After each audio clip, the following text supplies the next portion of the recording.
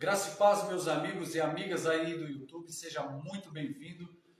Estamos aqui mais um bate-papo sobre Bíblia e, como eu sempre costumo dizer, conhecimento ninguém tira de você. Beleza? Então, você que não é inscrito aí no canal, se inscreva aí no meu canal aí no YouTube, aproveita, compartilhe esse vídeo e leve o Evangelho do Reino adiante. Beleza? E hoje nós vamos aqui estar abordando, falar sobre algumas viagens ali do apóstolo Shaul, mais conhecido também como apóstolo Paulo. Então fica comigo aí nesse vídeo e vamos fazer o quê? Viajar dentro da historicidade desse personagem que foi considerado um dos maiores apóstolos ali da Bíblia.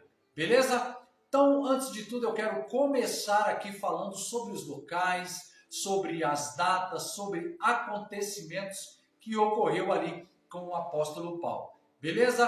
Posso contar com vocês? Bora lá então. Então, irmãos, vamos entrar dentro da história. A primeira viagem missionária ali do apóstolo Paulo, ela está registrada, grandes detalhes delas, lá em Atos, no capítulo 13 e capítulo 15, que contém algumas lições profundas para as nossas vidas aí nos dias de hoje. Então, o apóstolo Paulo, irmãos, é um dos escritores mais importantes que teve ali no Novo Testamento. Então, no livro de Atos, nós encontramos um registro totalmente detalhado das viagens missionárias que o apóstolo Paulo fez ali após o seu chamado. Então, qual é o contexto da primeira viagem missionária de Paulo? Beleza? Vamos entrar dentro dessa história. Então, tudo começou numa reunião de oração. Então, a igreja primitiva, ela se reuniu ali num período de oração e também de jejum. Enquanto eles estavam ali orando, o Espírito Santo falou para separar Paulo e Barnabé para enviá-los para a viagem missionária, lá em Atos capítulo 13, verso de número 2. Então, olha só para vocês terem uma noção, pessoal. Depois de ouvir a voz do Espírito Santo, os reunidos que estavam ali impuseram ali as suas mãos sobre a cabeça de Paulo e também de Barnabé e consagraram para fazer o quê? Para fazer a obra que Deus tinha chamado eles ali para estar fazendo. Então, depois de separados, Paulo e Barnabé, juntamente com João Marcos, o que eles fazem? Eles partem lá para Chipre. E lá eles começaram a fazer o quê? Pregar nas sinagogas e depois começaram a viajar por toda a ilha até chegar na ilha de Pafos. Enquanto eles estavam em Pafos, meus amigos, eles encontraram um feiticeiro judeu, aquele falso profeta que fala as escrituras, que ele começou a acusar dos problemas para Paulo e Barnabé. Então esse falso profeta, que a Bíblia tem a sua narrativa chamada por Bar Jesus, que ele é um feiticeiro chamado Elias Mas, fizeram tudo para impedir a pregação do evangelho, tanto de Paulo e de Barnabé. Fez tudo aquilo que podia ser feito. Então, em resposta às más intenções, Paulo, um cara cheio do Espírito Santo, olhou para Elias Mas, que ficou o quê? Cego. Lá em Atos capítulo 13, do versículo 9 ao 12. Então, este é o primeiro milagre que Paulo ele realizou ali no seu ministério. Você sabia disso? Então, como resultado, o procônsul, para quem Paulo estava pregando, chegou a fé salvadora de quem? De Jesus Cristo. Muito bom isso daí, meus irmãos? Então, o que aconteceu aqui na primeira viagem missionária de Paulo? O que aconteceu?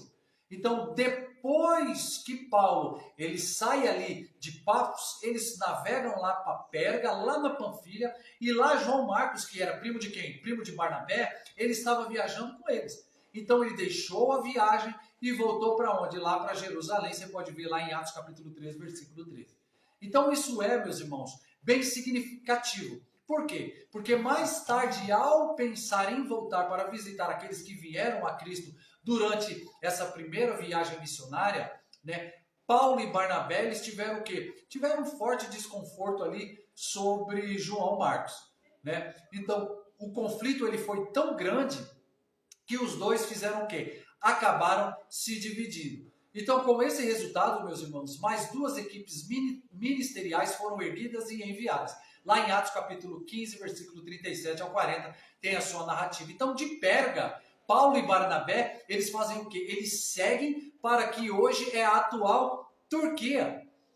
certo? Então, em Antioquia da Turquia, aqui abre parênteses, não a mesma Antioquia da Síria, onde Paulo e Barnabé saíram, fecha aspas aqui, eles começaram a fazer o quê? Novamente a ensinar na sinagoga, como era de costume. Então, muitos gentios, lá, meus irmãos, nessa região, eles foram receptivos ao evangelho, de bom grado, não perturbou os líderes judeus que ficavam cheios de ciúmes, lá também, incitando as perseguição aos líderes lá da sinagoga, né? Expulsaram Paulo e Barnabé da sua cidade, os caras estavam causando um desconforto muito grande. Então, a próxima parada, né, em sua viagem missionária, foi para Icônio, que Paulo faz. Então, quando Paulo vai para Icônio, lá o Senhor usou Paulo e Barnabé para fazer o quê? Para trazer muita fé salvadora. Então, além de falar com várias ousadias sobre o Evangelho, o que os caras fizeram? Eles também realizaram muitos sinais, muitas maravilhas, que levaram muitos à fé salvadora. O testemunho que eles davam, a essência do Espírito Santo, trazia muitas pessoas para o Evangelho. É isso que nós temos que fazer no mundo atual. Então, mais uma vez, a perseguição começou a agitar tanto Paulo como Barnabé, e os caras fugiram para a cidade de Licalônia, de Listra, lá em Derbe, lá em Atos capítulo 14, verso número 6. Então, novamente, o que acontece? O Espírito Santo capacitou quem? Paulo, com os dons de quê? Dom de cura. Então, um coxo que nunca tinha andado desde o seu nascimento, foi literalmente curado, lá em Atos capítulo 14, verso número 10. Tá entendendo? Então, muitos que viram esse milagre, os caras ficaram confusos, né? E ali eles pensaram que Paulo e Barnabé eram deuses para serem adorados. Tá entendendo? Então, o que acontece, meus irmãos? Paulo e Barnabé, o que eles fazem? Rapidamente, eles corrigiram isso, né? E apontaram para quem? Para Cristo como o único e verdadeiro Salvador, de quem vinha toda aquela cura, todo aquele poder. E, no entanto, aquele momento, a multidão estava o quê? Enlouquecendo, e os líderes judeus, eles pegaram pedras ali para fazer o quê? Vamos tacar pedra em Paulo e Barnabé, vamos tirar esses caras daqui. Então, eles o arrastaram, pegaram eles, arrastaram para fora da cidade e começaram ali a tentar apedrejar, pensando que eles estavam mortos, deixaram lá. Né? Foram muitas pedradas que eles tomaram, mas o Espírito Santo, Cristo, protegeu a vida deles. Certo, irmão? Mas, no entanto, o que eu quero ressaltar para vocês, que Paulo ele se levantou no dia seguinte, e Barnabé, e os caras foram para onde? Foram para Derbe e pregaram lá, e muitos foram salvos. Apaixonante isso aí, né, irmãos? A história é linda. Então, depois de Derbe, o que eles fazem? Eles voltam, cada um, para o lugar onde havia pregado lá na primeira viagem missionária, né, de Paulo, e eles começaram a fazer o quê? A fortalecer os crentes e designaram os anciões para cada congregação. Erguia homens ali para tomar de conta de cada congregação lá. Então, eles voltaram lá para Antioquia, na Síria, para dar um relatório, né, àqueles que originalmente os encomendaram. Né? Passava toda a ficha do que tinha acontecido. Então, toda a primeira viagem missionária, irmãos, durou entre 12 e 18 meses. Né? Que nos soa aí muitas coisas poderosas. Tá entendendo? Então, quais são as 5 lições que podemos aprender com essa primeira viagem missionária de Paulo? Aqui eu quero ressaltar, eu te dei um campo histórico para a gente ver. Primeira coisa, o sofrimento e as dificuldades, irmãos, elas fazem parte do chamado para seguir a Jesus. Não é algo fácil, tá entendendo? Então, muitas vezes, como os crentes de hoje, quando encontramos algum sofrimento, nós nos perguntamos assim, todos muitas das vezes fazem a pergunta, por que Deus não intervém para nos resgatar? É ou não é? Então, no entanto, Jesus advertiu que nesta vida tem o quê? Tereis aflições, João 16, versículo 33. Que não ia ser algo fácil, vamos ter aflições, vamos ter problemas. Tá entendendo, meus irmãos? Aqui nós vamos ver 5 coisas positivas. Então, no entanto, ele também prometeu que o que venceria o mundo, o que a paz seria possível. Então, a verdade é que o sofrimento faz parte do caminho, meus queridos. E o que acontece? Ela une os corações com a cruz de Cristo.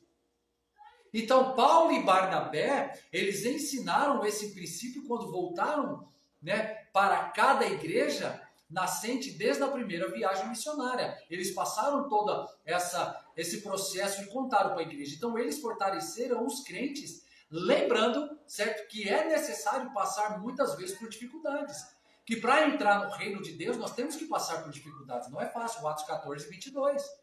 A segunda coisa que eu quero aqui falar rapidamente, adoração e jejum, ele abre os nossos ouvidos para ouvir o Espírito Santo falar. Tá entendendo, irmãos? Então foi enquanto a igreja primitiva estava fazendo o quê? Orando e também jejuando, que o Espírito Santo falou para separar Paulo e Barnabé ali para as suas primeiras viagens missionárias, lá em Atos 13, 2. Então a importância da oração e do jejum.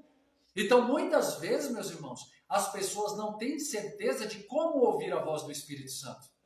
Tá entendendo? Aqui está aqui um grande detalhe para que nós, oração e jejum. É muito interessante. Então, certamente, meus irmãos, ele fala através da palavra de Deus. No entanto, ele também muitas vezes fala aos nossos corações pelo Espírito Santo quando estamos fazendo o quê? Em processo de adoração. Então, para que serve o louvor? O louvor abre os nossos ouvidos para ouvir a voz do Espírito Santo de uma forma totalmente singular e eficaz. Bacana, não é? Então, ao considerar novos empreendimentos ministeriais, é melhor nós passarmos tempos adorando, jejuando, orando, enquanto nós buscamos a Deus e Deus manda a resposta diretamente do seu trono para nós. Então, o tempo em sua presença, irmão, nunca é desperdiçado. O lugar onde o Espírito Santo alinha os nossos corações ao dele é quando ouvimos as nossas vozes, ouvimos as suas vozes. A terceira coisa aqui, irmãos, o ministério é melhor realizado através do trabalho em equipe. Não queira trabalhar sozinho. Então, em nenhum lugar das Escrituras Sagradas, quando você pega para estudar, nós encontramos uma independência, né, por Deus. Então, ele nos ligou junto com a comunidade, com os irmãos, para nós trabalhar em koinonia, em união. Né? Parte desse motivo pela qual a primeira viagem missionária de Paulo foi tão eficaz, meus queridos, que vocês têm que ver, foi porque havia um trabalho em equipe. Então, nós temos que trabalhar em equipe, juntos. Tá entendendo? Porque trabalhar sozinho não tem como. Então Moisés, ele teve o quê? Teve a ajuda de Arão quando sentiu inadequado, lá em Êxodo capítulo 4. Olha o exemplo que eu estou te dando. Outro exemplo, o profeta Elias, ele foi instruído a levar quem? Eliseu, quando se sentia deprimido e totalmente esgotado. Lá no livro de 1 Reis, capítulo 19, se não me falha a memória. Então todos nós já ouvimos a história missionários, né, que saíram sozinhos e falharam miseravelmente, porque, irmão, não é sozinho. Temos que estar junto com pessoas alinhadas no Espírito Santo. Também vimos pastores, né, que valorizam a independência a ponto de não suportarem. Né, e como resultado, eles falharam e não estão mais em nenhum tipo de ministério, porque acham que são egocêntricos. Então, a verdade é que Deus honra o trabalho em equipe. Ele nos projetou para viver em comunidade. Não foi à toa que Jesus teve que chamar 12 apóstolos discípulos para ajudar. Então, Paulo e Barnabé trabalhavam em equipe. Então, na segunda viagem missionária, cada um escolheu novos parceiros para nunca sair sozinhos. Tá entendendo? Quarta e penúltima coisa que eu quero ressaltar para vocês. Separação, às vezes, é parte do plano redentor de Deus. Que separação que é essa daqui? Conflitos em equipes, irmãos, ele pode ser redimidos por Deus para espalhar ainda mais o Evangelho. Nós temos que estar em equipe. Depois que João Marcos partiu e retornou para Jerusalém, dentro desse contexto, surgiu uma tensão entre Paulo e Barnabé. Certo? Surgiu ou não surgiu? Ali. Então, quando chegou a hora de outra viagem ministerial, Barnabé queria dar uma segunda chance para quem? A João Marcos. Mas Paulo não achou muito interessante isso daí. Lá em Atos capítulo 15, versículo 36 a 41. Então, embora os nossos corações, né, sejam totalmente desejáveis, né, que Paulo e Barnabé tivessem resolvido lá e reconstruído a equipe original, a separação foi usada por Deus naquele contexto como resultado para quê? Para que o evangelho se espalhou ainda mais. Vocês vão para cá, então nós vamos para cá, mas o evangelho vai ser pregado. Então, muitas vezes, irmãos, há lutas, há conflito em equipes ministeriais, que não é fácil, embora Deus sempre deseja fazer o quê? Uma reconciliação entre os parceiros de ministério. Tá entendendo? Às vezes o melhor caminho, meus queridos, para reconciliação pode ser uma separação. Você vai lá, mas vamos dar uma separada, mas depois nós vamos se juntar. Paulo e Barnabé se dividiram em duas equipes diferentes. Ambas equipes foram usadas poderosamente por Deus. O importante é você estar fazendo as coisas de Deus. E o último ponto aqui, o quinto, os parceiros de oração de doação permite que os trabalhos missionários façam o quê? Avance. É ou não é? Então a igreja em Antioquia, lá na Síria, irmãos, para onde os crentes se reuniam ali para a adoração e também para o jejum, foi lá que os crentes sentiram que o Espírito Santo estava fazendo o quê? Estava enviando Paulo e Barnabé para fazer essa obra ministerial. Então toda essa essência, a igreja lá em Antioquia, lá da Síria, era uma igreja natal, tanto de Paulo e de Barnabé. Então a grande comissão, a grande responsabilidade foi dada à igreja como uma lição para nós, que as igrejas locais e os missionários, meus irmãos, precisam se unir para que o trabalho avance. Nós temos que estar unidos. Paulo e Barnabé, pessoal, eles valorizavam, né, a igreja local e relatavam à sua igreja sobre o trabalho que havia sido realizado. Passava toda a ficha de tudo que estava acontecendo, a transparência. Então, nos últimos anos, irmão, nós vemos uma luta entre igrejas, que nós vemos, mas o coração de Deus deseja que nós somos unidos para quê? Para que a obra avance. Não é uma igreja dividida como lá em 1 Coríntios. Está entendendo? Então, para concluir aqui, irmãos, para concluir aqui, a primeira viagem missionária de Paulo, ela foi totalmente fascinante. Desde o seu primeiro milagre até o seu apedrejamento, as suas mensagens de ousadia, de encorajamento para os novos crentes que estavam crescendo, então toda aquela jornada parece um livro totalmente de aventura que foi bem escrito, irmãos. E é verdade. No entanto, vale ressaltar que também há lições muito importantes a serem compreendidas nessas jornadas que Paulo fez, que foi deixados para nós biblicamente. Lições sobre adoração, sobre sofrimento, sobre ministério em equipe, sobre separação de parcerias entre igrejas na primeira viagem missionária. Então tem várias coisas que nos ensina. Beleza, meus irmãos? E aqui nós terminamos mais um panorama histórico, bíblico. Beleza? Então, meus irmãos, é muito bom estar com todos vocês aqui, meus amigos, minhas amigas. Espero contar com vocês. Até a próxima e assim Deus abençoe. Amo muito a vida de vocês e se inscreva no meu canal PR Carlinhos Oliveira. Deus abençoe, tamo junto.